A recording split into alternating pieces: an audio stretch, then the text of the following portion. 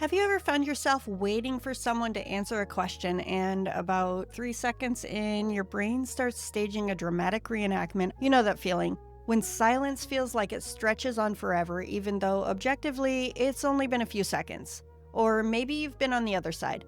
Someone asks you something and you need an extra beat to process, but before you can even open your mouth, they're already jumping in again, filling the space. If any of this feels painfully familiar, congratulations, you're not alone and you're not broken. Today, we're diving in headfirst into the wild world of neurodivergent time perception. Why some of us experience time like a bad trip through a funhouse mirror, and what it means for our conversations, relationships, and daily lives. Welcome back to Untamed Ember, where we torch shame, normalize weird brains, and generally refuse to perform normalcy for the sake of polite society. I'm Dr. Misty, and this week we're unpacking why waiting feels like agony, why conversation gaps can trigger existential dread, and how ADHD and other neurodivergent brains experience the flow of time completely differently from the so-called norm. And before you try to self-soothe with a productivity hack, don't. This isn't about being impatient or needing to meditate more or any of that ableist nonsense. This is about how our brains are actually wired. So let's get nerdy. Let's dig into what's really going on inside your brain when it comes to time. Because the ADHD time warp, it isn't just a cute meme. It's a neurobiological fact, and it has some wild consequences for how we move through the world. For most neurotypical folks, time is kind of like a well-marked hiking trail. There are signposts, past, present, and future, and a pretty predictable path from one moment to the next. But for ADHD and a lot of other neurodivergent brains, time is less like a trail and more like a swirling river with no banks, no mile markers, and sometimes no sense of direction at all. You're either in the river or you're not, and the river is always now. That's what's often called time blindness. It sounds kind of poetic, maybe even fun if you don't have to pay bills or show up to meetings on time. But what it really means is that your brain doesn't create strong internal cues for how much time is passing. 5 minutes, 5 hours, 5 days, they can blur together, especially if you're hyperfocused or totally bored. Why? Well, here's where the neuroscience gets juicy. The part of your brain that's responsible for keeping track of time, your prefrontal cortex, depends heavily on the neurotransmitter dopamine to function well. And ADHD brains, as you might know, tend to have dopamine that's, let's say, unreliable. Like a bus that might show up at any moment or might get stuck in traffic for an hour. When dopamine's not flowing smoothly, your brain loses its ability to track time accurately, to plan ahead, or even to feel the urgency that comes with deadlines. And that's just the start. Time perception isn't just about clocks, it's about how you experience your life. Some researchers break it down like this. Neurotypical brains tend to operate with a future-oriented sense of time. They can imagine what needs to be done in an hour or tomorrow or next week and use that sense of future self to motivate action. ADHD and some autistic folks, our brains tend to live almost exclusively in the present. There's now and not now, and everything in not now has a way of vanishing into the mist, until it suddenly becomes urgent now, which is why we're experts at last-minute panics and adrenaline-fueled all-nighters. You might notice this most in the little things. Maybe you start a task and suddenly it's dark outside and you forgot to eat. Or maybe you get lost in doom scrolling or a favorite hobby and the hours just slip away. On the flip side, when you're bored or doing something tedious, say waiting in line or listening to a slow lecture, every minute stretches out like a bad dentist appointment. This isn't about willpower. It's literally how your brain is wired. And when it comes to relationships or conversations, this time warp gets even more obvious. You might fire off a text and expect a reply instantly, because for your brain, it feels like you're still in the middle of that moment. But for the other person, hours or days might pass before they get back to you, and it feels like an eternity. Or you might be the one who takes longer to respond, not because you don't care, but because that conversation dropped out of now and into the abyss of not now. It's not just an ADHD thing either. Autistic folks and other neurodivergent people can experience time differently, sometimes through hyperfocus, sometimes through shutdowns or sensory overwhelm, where time loses all meaning. Trauma, too, can mess with your sense of time. When your body is in survival mode, your brain either speeds everything up or slows it all down to cope. And here's the thing. All of this is adaptive. Your brain is doing its best to protect you, to help you survive, to grab whatever dopamine it can and ride it into the sunset. But the end result is that time becomes slippery, hard to hold, hard to trust. So if you've ever wondered, why can't I just wait like everyone else? Or why does a pause feel like forever? This is why. It's not laziness or impatience or a lack of maturity. It's your neurobiology doing exactly what it was designed to do, even if it makes daily life feel like a Doctor Who episode directed by David Lynch. What's wild is that once you know this, you can start to play with it. You can notice when the river of now is sweeping you away and maybe, just maybe, build some little bridges, rituals, or reminders to help you orient in time, instead of always fighting the current. So let's get painfully honest about how these time warps actually show up in the real world. Because even if you know the neuroscience, that doesn't make it suck less when you're in the middle of it, especially with people you care about. For a lot of us, this starts with conversation. Imagine you're with someone, a partner, a friend, a coworker, a date. You ask a question, and the response doesn't come right away. Suddenly, your brain is off to the races. In those few seconds of silence, a million anxious thoughts explode. Did I say something wrong? Are they judging me? Should I fill the space? Your body might even tense up. Your heart's racing, skin prickling, that awful tightness in your stomach that says something is wrong. Meanwhile, on the other side of the table, the other person might just be thinking, or processing, or waiting for their turn, especially if they're a slow processor, or if they grew up in a culture where pausing before you speak is respectful. For fast processing brains, those pauses can feel like torture. You might find yourself blurting out another question, rewording what you just said, or even more common, jumping in with your own answer before they've even had a chance to speak. And if you're on the slow processing side, the pressure ramps up. You might feel like you can never quite catch up, or like you're always being interrupted or dismissed before you can get your words together. And let's be real, this doesn't just cause awkwardness, it can cause real pain. There are so many stories of neurodivergent folks, especially those with ADHD or who process quickly, being called rude, overbearing, or self-centered, simply because the pace of their brain doesn't line up with the room. On the flip side, slow processors get labeled disengaged, uninterested, or even stupid, when really they're just marinating on what was said.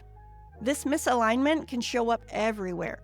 Texting, why haven't they answered? Meetings, family dinners, therapy sessions, group chats, even sex. Yes, even sex. Because let's be honest, timing and pacing are everything when you're trying to navigate desire, consent, and pleasure in real bodies, not just in theory. Here's where the shame spiral creeps in. When your sense of time is so different from those around you, you start to question yourself. Am I too much? Not enough? Why can't I just be normal? And maybe, like a lot of us, you start to mask. You try to slow yourself down, wait longer than what feels natural, or pretend you're not as impatient or intense as you actually are. Or you give up on being heard, and just check out of conversations altogether.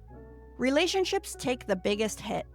Think about couples, one person who needs to talk things through quickly, the other who needs a day or a week to process before responding.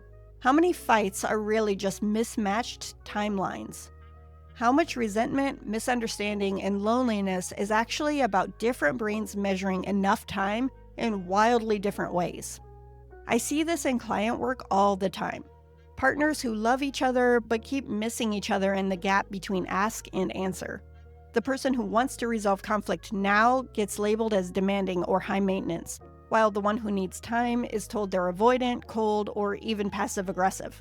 Friendships feel it too. Maybe you're the one always texting first, feeling like you're pestering everyone, or waiting hours, sometimes days, for a reply, and every minute feels like proof that you care more. And every minute feels like proof that you care more.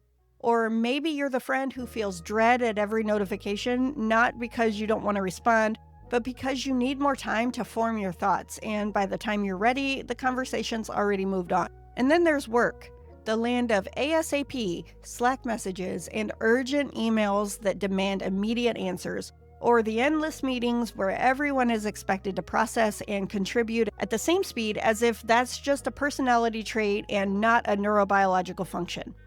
Fast processors get accused of dominating the conversation, while slow processors risk being left out of decision-making or worse, assumed to be checked out or not leadership material. Spoiler, it's not about skill or ambition, it's about whose timeline the workplace values. All of this adds up to a feeling of never quite fitting, of always being off. And when unaddressed, it can breed distance, resentment, and chronic misattunement in our closest relationships. Sometimes that shame can become self-criticism. Why can't I just be patient? Why can't I keep up? And sometimes it turns into blaming others for not meeting you where you are. Here's the radical truth. None of this is a moral failing. It's not about caring too much or too little, and it sure as hell isn't about being broken. It's about having a brain and a nervous system that run on a different clock. And that clock, it's not wrong, it's just real. So, when you find yourself in a conversation time warp, waiting, fidgeting, filling the silence, or wishing everyone else would just speed up or slow down, remember this isn't personal. It's neurological, it's relational, and it's totally, beautifully human. Okay, so you know your brain does time differently, and you're not here to fix it because there's nothing wrong with you. But let's be honest, the world runs on neurotypical time. So how do we, as neurodivergent rebels, survive and actually thrive when our sense of waiting, urgency, and conversational flow doesn't match the culture around us? First, let's torch the idea that you just need to be more patient, try harder to listen, or think before you speak. Those might be useful mantras for people whose brains naturally run on standard issue time, but for ADHD, autistic, or otherwise fast or slow processing folks, they're not just unhelpful, they're shame triggers. So here's what actually works.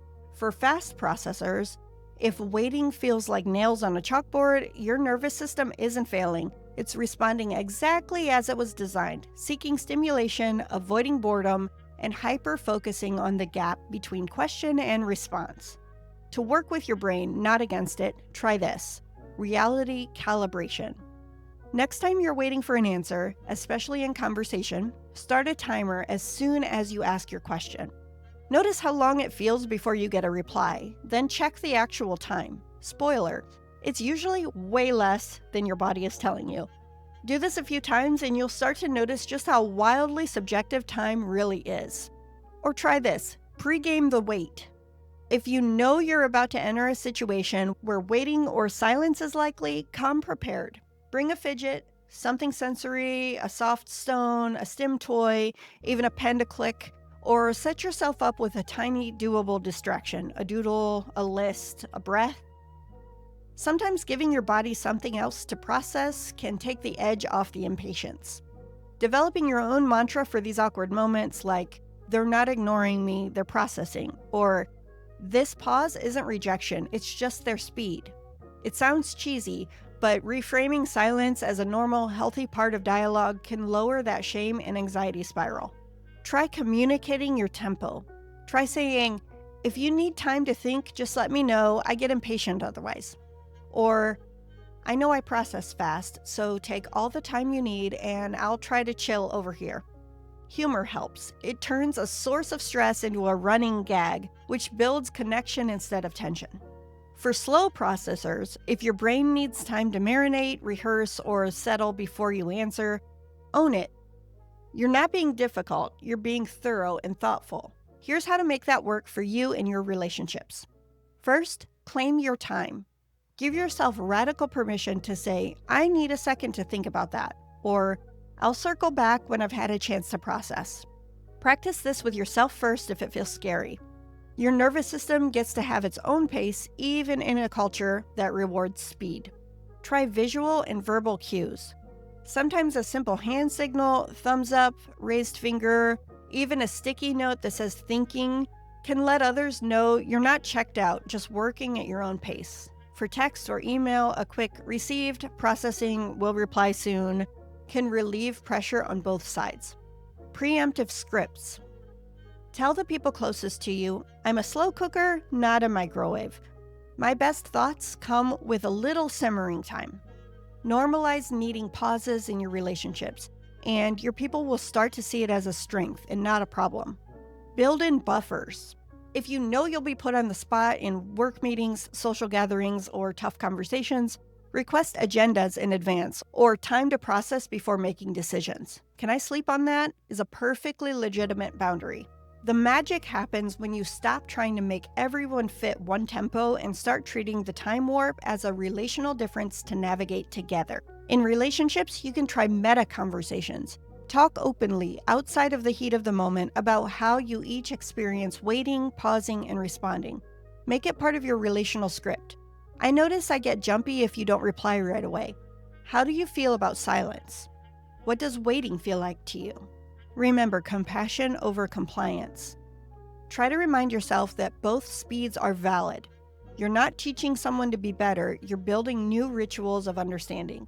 Celebrate the small wins. The moment you waited 10 seconds longer, or the time your partner said, I need to go slow, and you both survived. Use humor and signals. Have a shared code word or an emoji for processing or for fast brain incoming. Turn the difference into an inside joke, not a source. Experiment and then debrief. Try out different timing strategies and check in after. Did that pause help or make things worse? Did you feel rushed? Keep it collaborative and low stakes. The goal isn't to fix, but to co-create something that feels fair. For tough conversations or big decisions, build in sacred pauses. Maybe you both agree to wait 24 hours before responding to anything high stakes, or you take 5 breaths before replying to a hard question. Let pauses be part of your intimacy, not just obstacles. Let's be clear, it's okay to struggle. It's okay to get impatient, and it's okay to need more time. The point isn't to become someone else, it's to get more honest about what's real for you. And if that means asking for help, changing how you communicate, or even stepping out of a conversation to regulate, do it. There's nothing wrong with you for needing what you need. If you're listening to this thinking, but my partner just doesn't get it, send them this episode. Start the conversation here. Because when we make time perception difference visible, we start to heal the shame and disconnection that come from years of being told that our brains were wrong. The most rebellious thing you could do, refuse to perform patience or speed for someone else's comfort. Instead, bring your real rhythm to the table and trust that the people who want to love you will learn how to dance with it. If you want to start bridging the gap between different timelines in your life, here are a few scripts and questions to try out with your partners, friends, or even at work. You don't have to make it weird or clinical. Just pick one, drop it into a conversation, and see what happens. Sometimes the simplest questions open the biggest doors. Try these. How does waiting feel for you? Does it land in your body as calm, neutral, or does it make you twitchy or anxious? Or try this one. When you need more time to answer or to act, how do you usually signal that? Is there something I can look for or a phrase that would help me know that you're still engaged? Or this one. What would be your ideal pace for tricky conversations? Do you like quick back and forth, or does it help to pause and revisit? Take these questions for a spin in your next heart-to-heart, a text conversation, or even in your next team meeting. The goal isn't to fix each other, but to get curious and co-create a space that actually works for both of you. Your relationships deserve that kind of honesty, and honestly, so do you. So sometimes these time warps aren't just quirky personality differences, they're structural. They show up in nearly every area of life, sometimes in hilarious ways, sometimes in ways that cut right to the core of shame and belonging. Let's start with work. The modern workplace is obsessed with urgency. Instant emails, Slack pings, can you jump on a quick call? Like, what is quick to a fast processor can feel like whiplash to someone who needs context and time to form a coherent thought. If your brain does fast forwarding, You might find yourself jumping into conversations, responding to emails at light speed, and then getting frustrated when colleagues take hours or days to reply. Or maybe you're the one sitting on a Zoom call praying for more time to think before everyone goes around and shares. Either way, the friction is real. Neurodivergent folks often get told they're either too much, talking over others, dominating meetings, always on, or not enough, seen as disengaged, checked out, or not leadership material. Performance reviews rarely ask, hey, does the team's pace match your processing style? Instead, they pathologize what is actually just timeline mismatch. And if you're masking all day, trying to hit a tempo that isn't yours, the exhaustion can be huge. The result: burnout, resentment, lost opportunities, and sometimes incredible neurodivergent talent leaving jobs where their rhythm isn't respected. Now let's talk about school. From kindergarten to college, education is a race against the clock.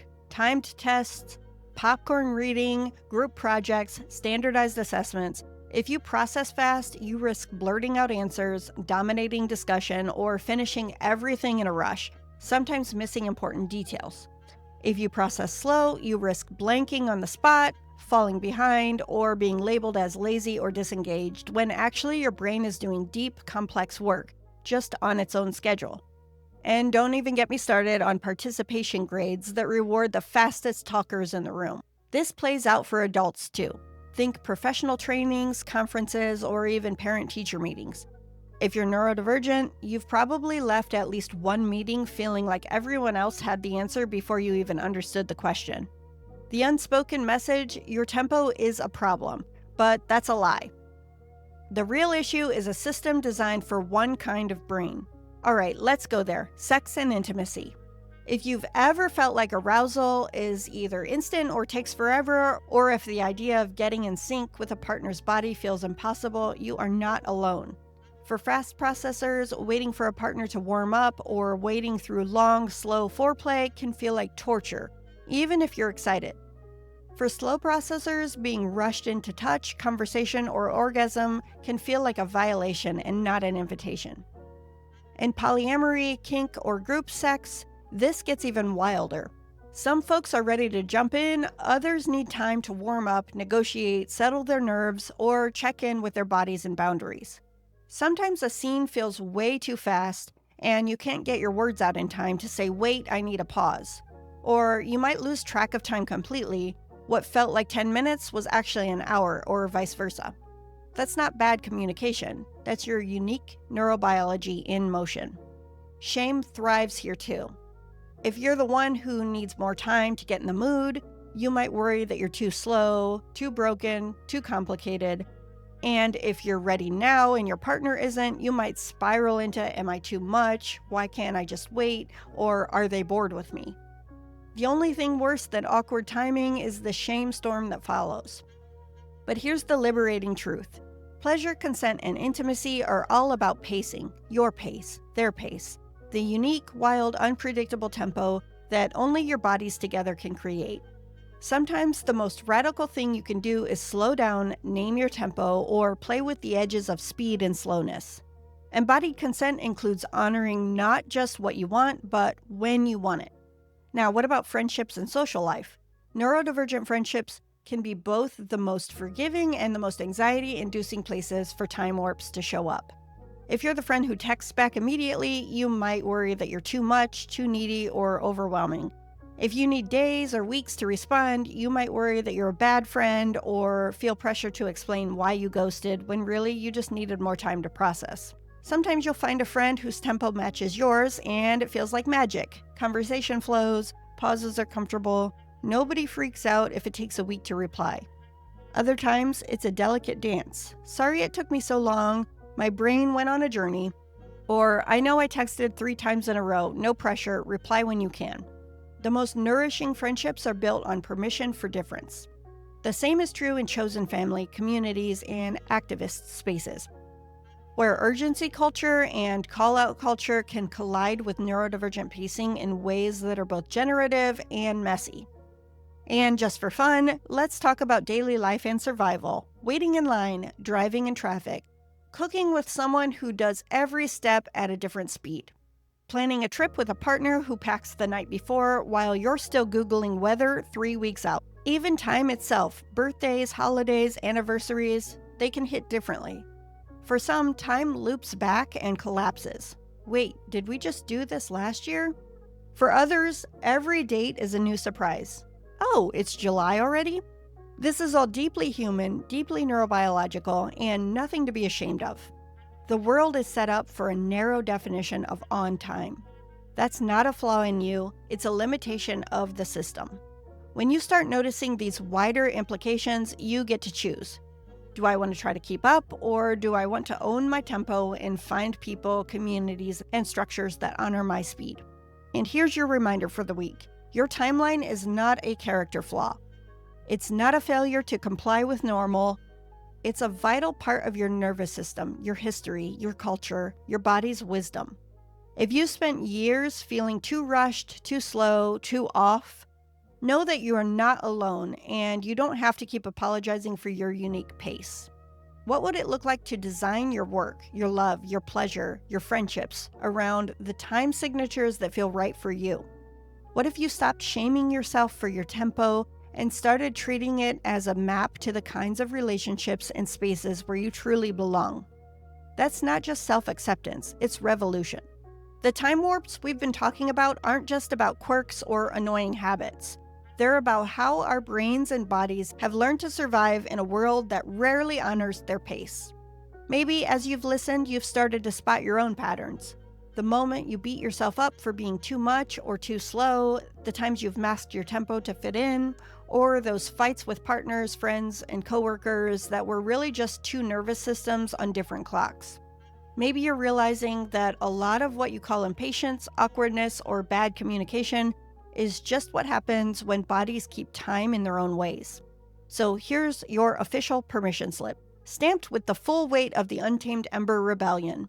You do not have to apologize for your tempo. You do not have to perform patience or speed, calm or urgency for anyone else's comfort. Your sense of time is not a flaw. It's a kind of wisdom. It's information. It's the map of every survival strategy, every adaptation, every neurodivergent superpower you carry. If you're the one who always needs things to go faster, let yourself notice when you're getting anxious, and give your brain a little grace. Waiting isn't punishment. It's just a difference. If you're the one who needs to slow down, take all the time you need. Your best, most brilliant answers don't always come on demand. And if you love or work with someone whose tempo clashes with yours, this is your invitation to get curious, not critical. Try seeing their speed as a kind of accent, a language, not a problem to be fixed. Every partnership, every friendship, every family is a dance of different time signatures. The most beautiful music happens when everyone gets to bring their real rhythm to the floor. I would love to hear from you. What's your most memorable time warp story? Have you found a ritual, a script, a relationship hack that helps you navigate mismatched tempos with less shame and more humor? Reach out. Send a voice memo or email me at hello@untamedember.com and share your own time warp stories. If you want to go deeper, make sure you're subscribed to the Untamed Ember podcast wherever you get your podcasts, and check out the Untamed Ember newsletter for even more radical permission, deep dives, and free weekly resources. And if you know someone who's always saying, "Why can't you just wait?" or "Why do you need so long to answer?" send them this episode. Make the invisible visible. Start the conversation. We're building a world where every tempo belongs, and every nervous system gets to dance to its own beat. So take this week to honor your clock. Move at your pace. That's not just self-care, it's defiance. Until next time, keep burning down shame and lighting the path for others to follow. You are right on time.